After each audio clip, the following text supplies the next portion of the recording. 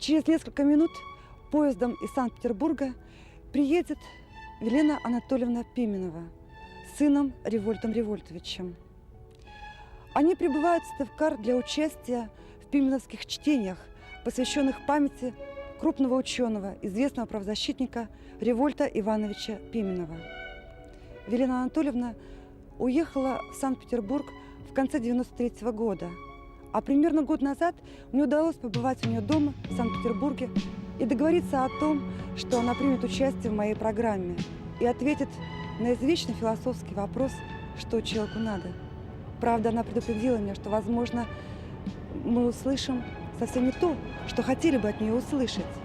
Но я думаю, тем более это интересно, услышать ответ на этот вопрос от женщины, прожившей трудную, но очень интересную жизнь.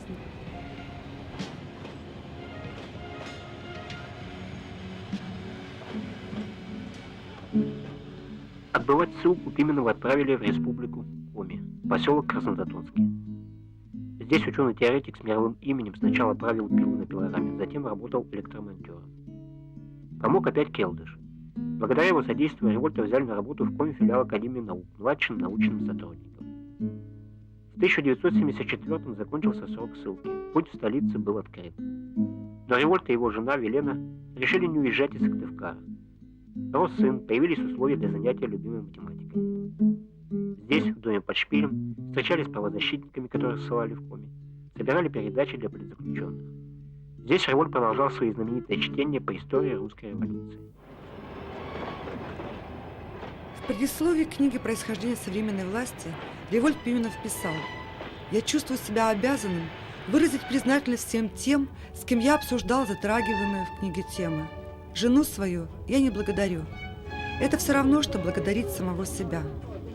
Очень верная ремарка. Велена была для Пименова не только просто женой и матерью их ребенка. Они были на равных. Касалось ли это правозащитной деятельности или написания книг.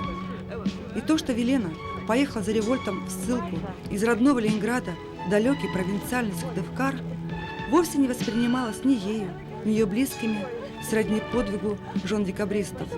Просто эта ссылка была и ее ссылкой тоже.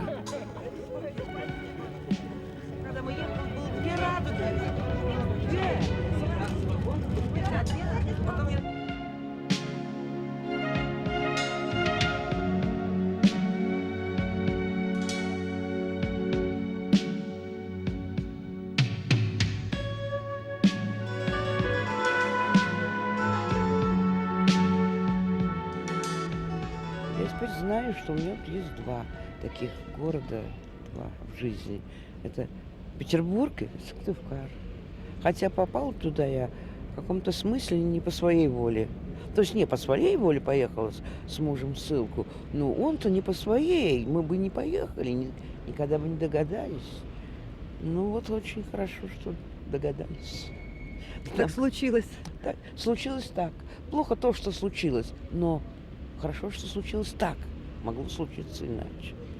У меня есть вот пименовские чтения, на которые меня пригласили, так пригласили и дали возможность приехать, потому что билет туда и обратно стоит, ну, скажем, Дорого. 4 моих пенсии, если не платить за квартиру. А как можно не платить за квартиру?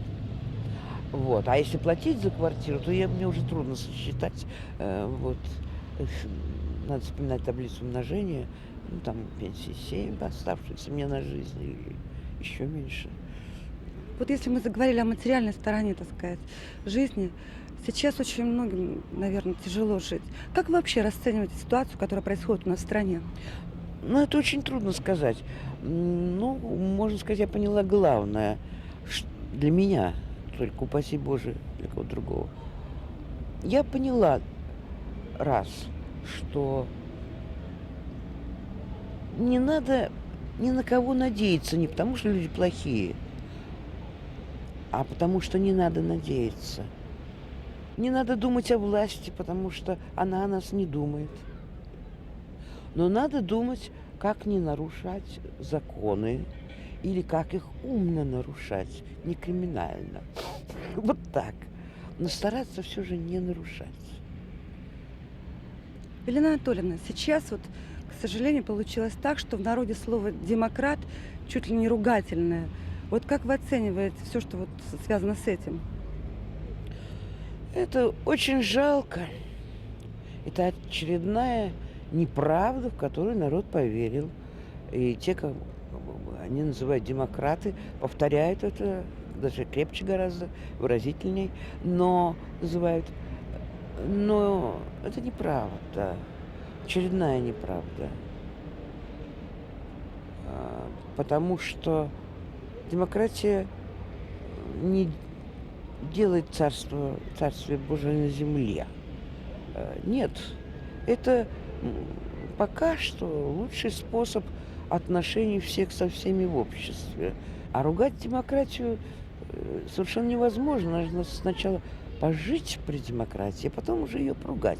А мы еще пока не жили. Ну, у нас такая демократия, все знают, какая. У нас есть свобода слова, несомненно, с которой очень успешно борются по возможности, ну, нет, с переменным успехом, скажем, не с очень успешно. Ну, иногда успешно борются те демократы, которые находятся у власти. Но часть тех, вернее, властителей, которые называют себя демократами. Ну, может быть, они даже демократы. Очень может быть. По убеждениям. Вот. Просто они активно желают себе добра.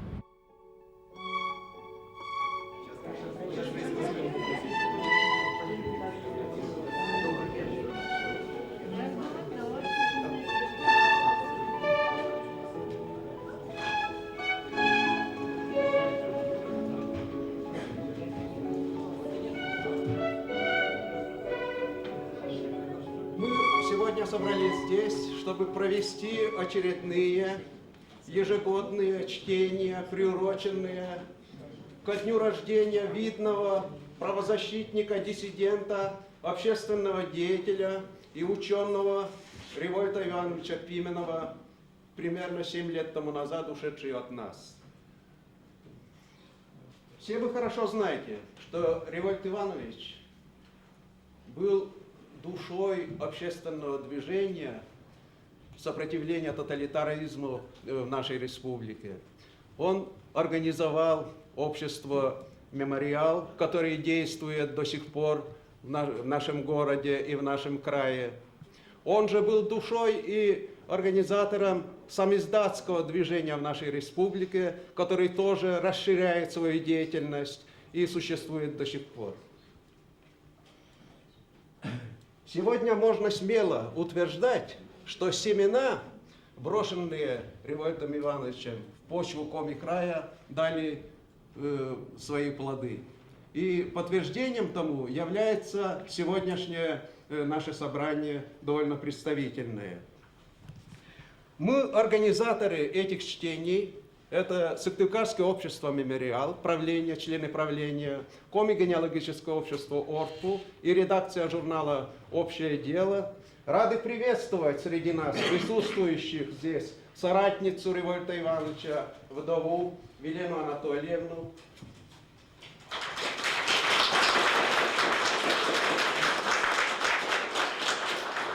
Сына Пименовых Револьта Револьтовича,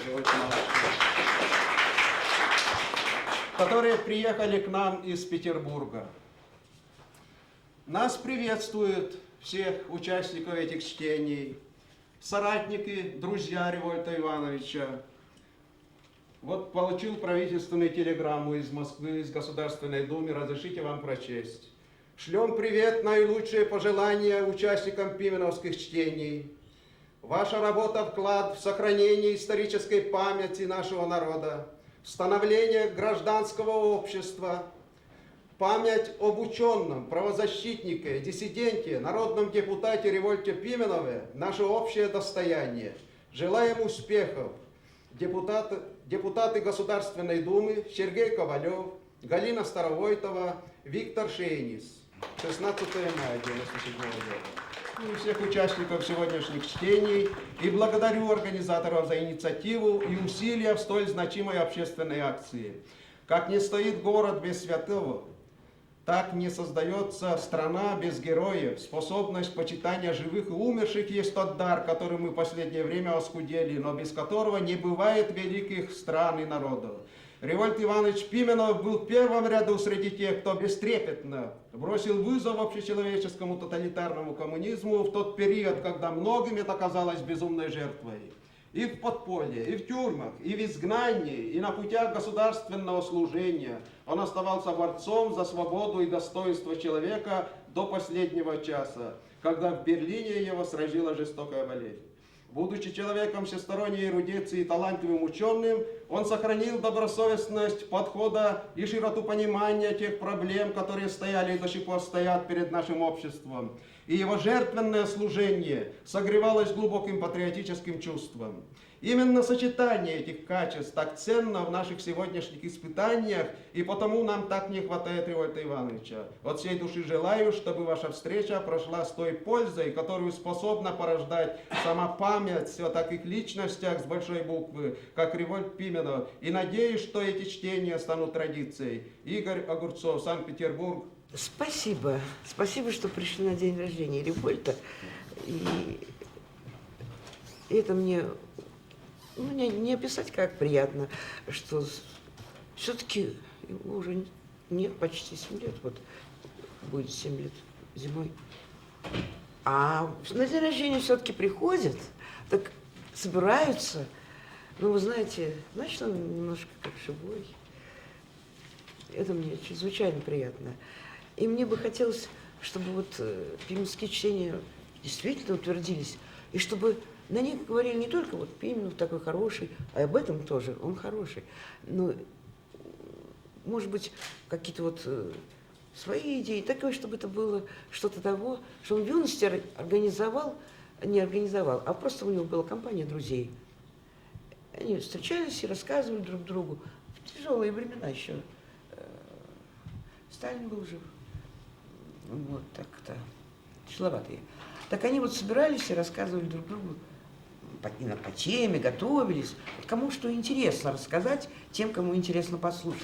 И это называлось Вольнороссийским университетом. Так вот, мне бы хотелось, чтобы что-нибудь вроде Вольнороссийского университета из этого получилось. Ну, не обязательного. Ну, вот хочется послушать что-то интересное, вот будут пименские чтения, там что-то такое расскажут. Понимаете? Или наоборот, мне бы надо это рассказать кому-то. Ну вот на пименских чтениях я это обязательно расскажу. Вот если это получится, ну и да, ну лучше памятник будет Револьту. Не памятник, а даже я не знаю, как это называется. Эстафета. И спасибо еще раз. Вот со вчерашнего вечера, как из вагона всех увидела, и как начала целоваться, так, значит, продолжаю. И еще надеюсь, еще увижу кого-нибудь, с кем буду целоваться. Да я просто больше ничего умного сказать не могу. Говорите вы.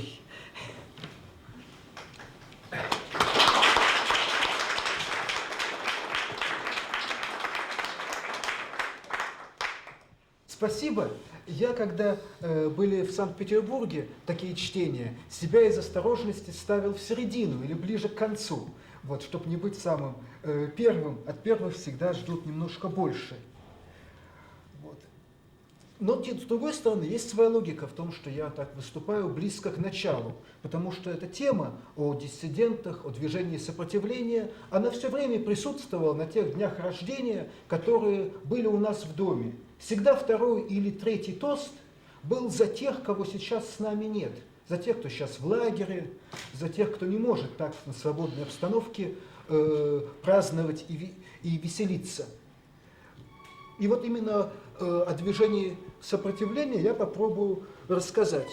Сейчас довольно мало литературы на эту тему. Есть воспоминания тех или иных людей. И то преимущество жертв Сталина.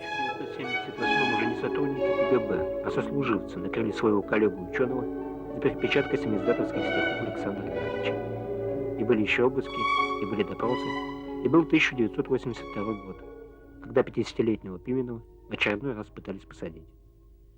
Шли годы, накапливалась усталость.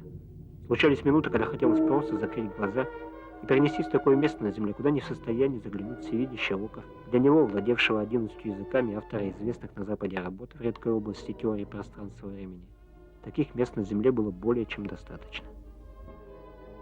Вспоминает Елена Пименова. Он очень боялся как так безвозвратно уехать из России. Год-другой поработать где-нибудь в университете ему, конечно, хотелось. Вообще так пожить, как он написал в своем заявлении, чтобы его отпустили отдохнуть от голубых мундиров. Но не вернуться, это ему представилось таким кошмаром, как вот взять и умереть.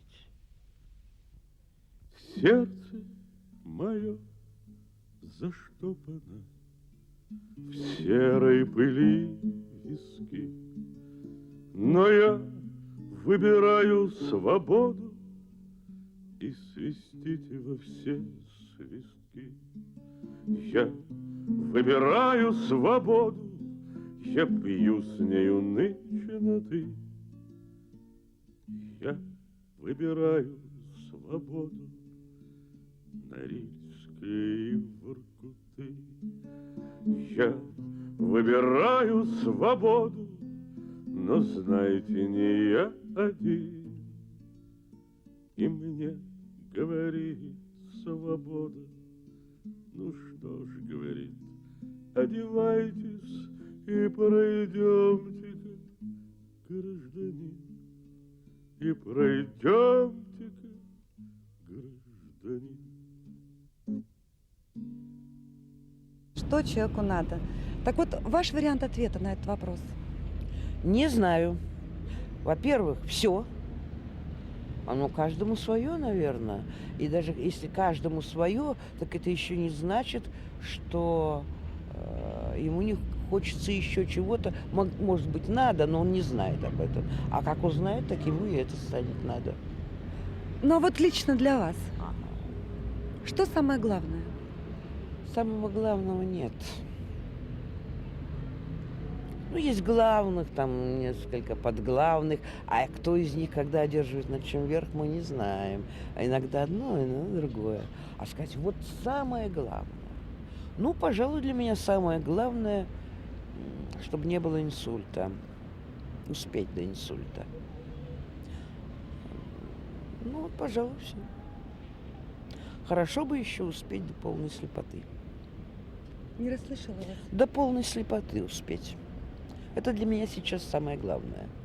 Но это не значит, что я об этом все время думаю. Это самая главная, так сказать, сверхзадача. Она где-то там в спинном мозгу, ну, не только в спинном, видимо, и в головном. Но кроме этого есть еще такие разные-разные главные вещи. А бывает ужасно главным достать кошке рыбу. Такую, которую она любит, которая не очень дорогая. Ну, и почему я, значит, свое то самое главное напрочь забываю. Для меня существует только вот где, интересно, есть кошкина рыба. А то бывает вот такая, которая она не ест, она капризная. Самые главные вещи, когда удачно, когда неудачно, но чрезвычайно важные вещи, начал говорить телезрителям человек, перед которым я абсолютно преклоняюсь. Солженицын. Вот он говорил, он пророк, борец, философ, человек, который достиг невероятных вещей, он даже от рака выздоровел, для того, чтобы все рассказать нам то, что он хотел сказать. Ну вот, когда ему рот не затыкает, он пытается наскоро сказать что-нибудь, быстро-быстро сказать что-нибудь очень главное. Хотя это, может быть, и не самое, но главное, важное. Ну, иногда можно с ним можно не соглашаться. Но опять же, не по большому счету, а по большому счету он был прав с самого начала. И как нам обустроить Россию, он был прав. Он с миром и добром говорил эти слова. И нужно было его слушать и возражать конкретно по пунктикам, осторожно. Также вот с миром и любовью. Ну, поступили иначе. Ну, это к вопросу о нашей демократии. Я очень за него рада, как была, когда вот его сын выступал в Москве, и они сидели в первом ряду с женой. Какое счастье. Он сделал все, что хотел. А теперь он слушает, как его сын хорошо играет. Я была ужасно рада. А, кстати, Револьт Револьтович, ваш сын, чем сейчас занят? Христианско-демократическим союзом, подготовкой к изданию 3-й, 4-й книг «Происхождение современной власти». Револьта Ивановича. Да, вот этим. Начну немножко с иронии. Папа, я приехал на чтение в честь своего отца, Револьта Ивановича Пименова. Он говорил, что ему надо любви и преданности. Так он шутил. А у Галича есть знаменитая песня «Не бойтесь войны, не бойтесь чумы, не бойтесь глада, а бойтесь того, кто скажет, как надо». И проще ответить, что нужно одному конкретному человеку, скажем, мне. Вот. Но я христианин, и я убежден, что именно в христианстве человек может узнать, что надо. Человек создан Богом, должен его постичь, стремиться приобщиться к Богу. А это первое и главное, если серьезно отвечать. Но до конца, конечно, что человеку надо, знает Бог. Мне больше нравится позиция «что я люблю». Вот этот вопрос, что и кого, куда более продуктивен. И ты можешь что-то добавить, что-то сделать из того, что тебе нравится, ради того, что тебе нравится. А когда мы отвечаем на вопрос, что мы должны, мы начинаем как бы толкать других людей в какую-то сторону, а потом обижаться и злиться на них, что они туда не идут. Вот. Скажем, я работаю сейчас, работал не так давно в Москве в одном приюте. И там было очень смешно, как добрые, почтенные люди часто туда приходили и говорили, что нам надо. Как правило, они говорили довольно умные вещи, примерно одинаковые, но у нас там очень мало, и мы выбивались из сил, вот, не имея просто возможности это осуществить. Я думал, что... я мечтал так шутливо, что если бы число яблок, подаренных этим беспризорным девочкам, равнялось бы числу советов, наша жизнь стала бы лучше. Вот я сторонник взгляда «я люблю», а не «мы должны». Вот, я люблю советы, но я не люблю власть советов. Ну, а тем более советскую власть. И все-таки я, рискуя прослыть, шутом, дураком, паяцем, и ночью, и днем твержу об одном. Не надо, люди, бояться. Не бойтесь тюрьмы, не бойтесь сумы, не бойтесь мора и глада, а бойтесь единственно только того, кто скажет, я знаю, как надо, кто скажет, идите, люди, за мной, я вас научу, как надо.